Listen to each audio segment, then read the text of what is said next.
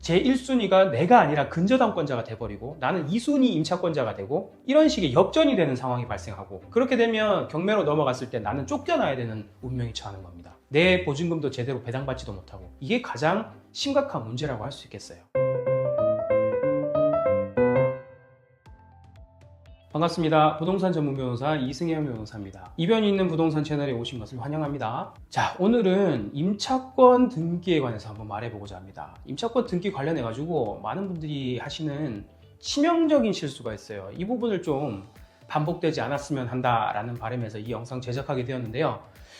주변에 전세 사시는 분들이 있으면 이 내용 꼭 공유해 주시길 바랍니다. 자, 우선 임차권 등기 명령이 뭔지, 임차권 등기가 뭔지부터도 일단 좀 아셔야 됩니다. 배경을 설명드리자면 이렇습니다. 우리가 임대차 계약을 했는데요. 그리고 계약이 종료를 했어요. 그래서 임차인이 집주인 임대인에게 보증금을 달라 그래요. 근데 임대인이 보증금을 안 주는 거예요. 나는 지금 빨리 직장 전근이나 이런 이유로 해가지고 빨리 이사를 가야 되는데 이 사람이 보증금을 안 주면 난 지금 여기 계속 살아야 된단 말이에요. 왜냐면 전입을 옮기는 순간 나한테 대항력이라는 권리가 없어지기 때문에 계속 전입을 유지해야 되는데 이사도 못 가고 이러지도 못하고 저러지도 못하는 상황이 발생한다는 겁니다. 대항력은 뭐죠? 나중에 바뀌게 될 주인에게, 그리고 제3자에게 내 임차권, 즉 내 보증금을 주장할 수 있는 그런 권리를 말하는데요. 이게 대항력의 요건 중에 가장 중요한 게 전입신고입니다. 즉 전입을 옮기는 순간 대항력이 없어져 버려요. 계약이 종료됐을 때 나는 빨리 지금 전입을 옮겨야 되는데 전입을 옮기면 내가 기존에 취득했던 대항력을 완전히 상실해 버리니까 이사 가지도 못하고, 이사는 가야 되는데 이러지도 못하고 저러지도 못하는 그런 상황인 겁니다. 그런 상황에서 지금 마련된 것이 임차권 등기 명령 제도라는 겁니다. 이 상황에서 임차권 등기를 하면 어떻게 돼요? 임차권 등기를 딱 격려하는 순간부터는 내가 전입을 옮겨도 법적으로는 내가 이 집에 계속 사는 것처럼 전입신고, 기타 그 이전에 우선 대항력 혹은 우선 변제권을 그대로 계속 유지할 수 있는 그런 효과를 가져가는 겁니다. 즉 전입을 옮기더라도 전입이 계속 있는 것처럼 계속 유지하는 그런 제도를 말해요. 핵심은 여기서 시작합니다. 많은 분들이 저지르는 실수 뭐냐? 임차권 등기 명령 신청을 합니다. 법원에다가 신청을 하거든요. 임차권 등기 명령 신청했으니까 나는 이제 뭐 문제 없겠지, 이제 바로 이사 가야지 하고는 바로 그날 이사를 가는 겁니다. 대단히 큰 문제를 발생시킬 수 있어요. 이거는 등기 명령 신청, 그리고 해서 실제로 임차권 등기가 기입되는 그 순간의 절차를 좀 아셔야 됩니다. 자, 임차권 등기 명령이 이루어지는 단계가 총 4단계입니다. 첫 번째 단계는 임차인이 이제 임대인이 그 보증금을 안 줬을 때 법원에다가 임차권 등기 명령 신청을 해요.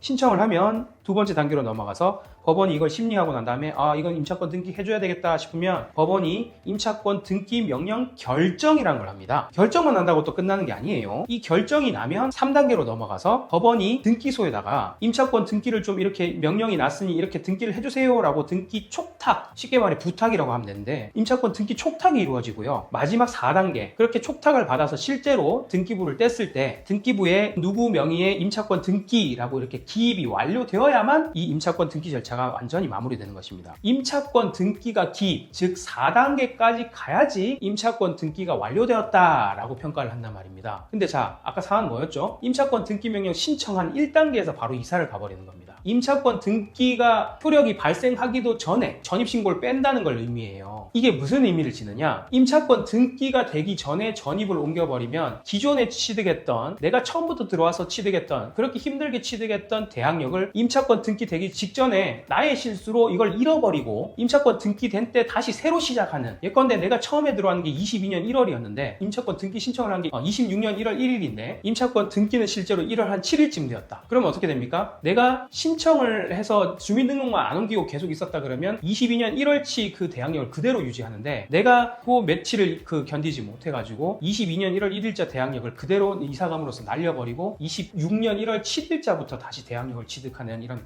안타까운 결과가 발생합니다. 왜 안타까운 걸까요? 예를 들어 이런 경우가 있을 수가 있습니다. 나는 22년 1월 1일 날 대항력을 취득을 해가지고 내 앞에 선순위 권리자가 아무도 없어요. 그 말은 내가 빌린 주택이 경매로 넘어간다 하더라도 나는 경매 낙찰자한테 대항할 수 있는 대항력을 가진 임차인이란 말이죠. 근데 그 사이에 근저당권자가 들어왔습니다. 가압류권자가 들어왔습니다. 내가 그 대항력을 유지하는 동안은 계속 내가 선순위였어요. 뒤에 근저당권자는 내 뒷순이었단 말이에요. 근데 내가 이걸 임차권 등기 신청을 하고 임차권 등기될 때까지 기다리지 않았다가 내가 먼저 이사를 가는 바람에 내 22년 1월 1일자 대항력이 사라짐으로써 제1순위가 내가 아니라 근저당권자가 돼버리고 나는 2순위 임차권자가 되고 이런 식의 역전이 되는 상황이 발생하고, 그렇게 되면 경매로 넘어갔을 때 나는 쫓겨나야 되는 운명이 처하는 겁니다. 내 보증금도 제대로 배당받지도 못하고 이게 가장 심각한 문제라고 할 수 있겠어요. 그래서 실제로 이런 유사한 사안에서 법원은 임차권 등기 전에 점유를 상실한 임차인에 대해 임차권 등기가 마쳐진 때부터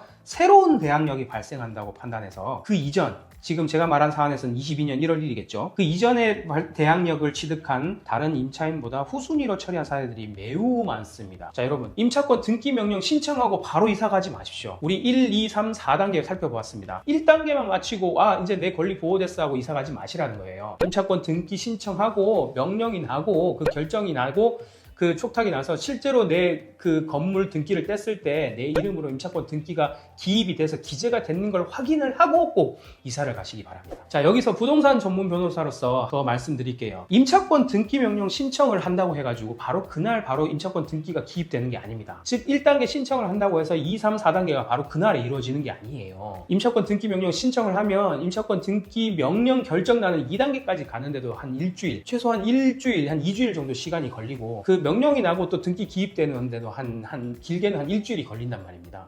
즉 1단계 신청 단계부터 실제 기입 단계까지 넉넉하게 한 2주는 보셔야 된단 말입니다. 그래서 이런 부분을 당연히 감안을 하셔서 이사 일정도 잡으셔야 한다. 이 말씀 꼭 드리고 싶네요. 자, 오늘 말씀 한번 종합해 보겠습니다.